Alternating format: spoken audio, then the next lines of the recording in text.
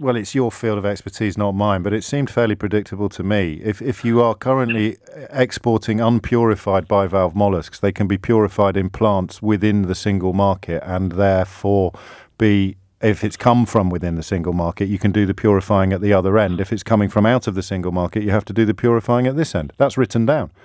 Has been for years. Yeah. We helped write it.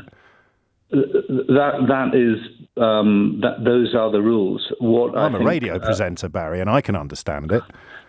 You are a radio presenter, I believe. And you are the chief executive of the National Federation of Fishermen's Organisations, I believe. So why am I explaining this to you on the radio? Well, I really don't know. What I would say is that I think there's a scope for a conversation between our government and the EU to get a little bit of flexibility on this. This is going to take a bit of adjusting. But does our government have any control over it, or is it entirely in the gift of the European Commission, in your view? It's negotiations, and but who gets to make the decision? Because we know what we want. Ultimately, you're right that it's the EU that will make the decision. So they've got all the control.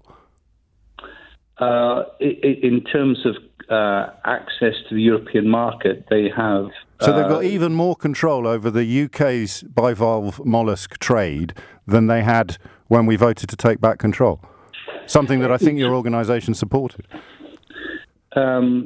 Actually, our federation didn't take a position on the referendum. People have the right to a vote as adults. It wasn't for us to dictate how people voted. You should have done, shouldn't you? Because you could have warned them that this was coming.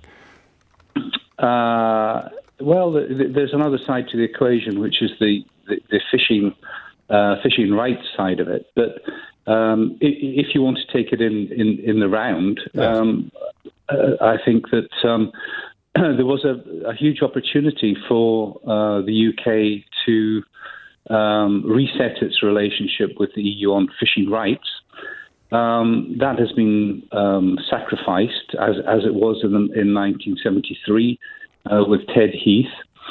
So those fishing rights have been sacrificed.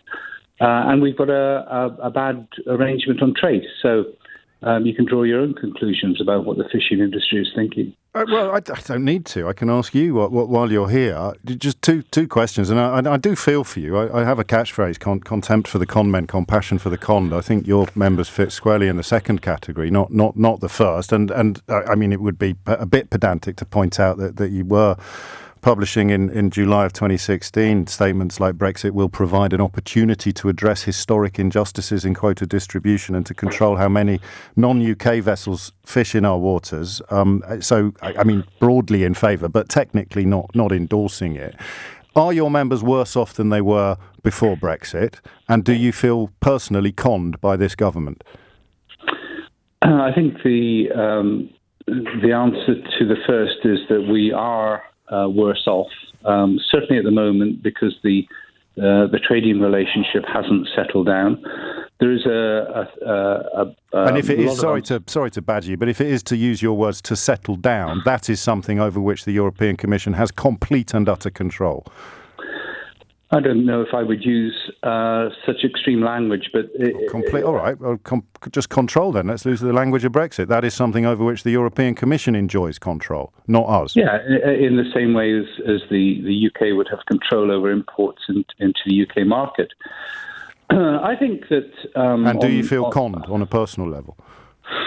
No, I don't like to get drawn into personal comments about... do you think your members who thought Brexit would make their lives better have been conned? I think they probably do. Oh. Well, will you pass on our condolences? Seriously. And I will personally buy as much bivalve mollusks as I can in the coming... I mean, I get through quite a lot already, but I will do my best, Barry, to eat even more. Well, that's good news.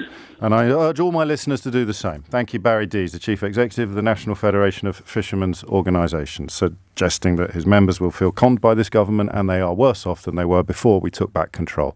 Well done, everyone.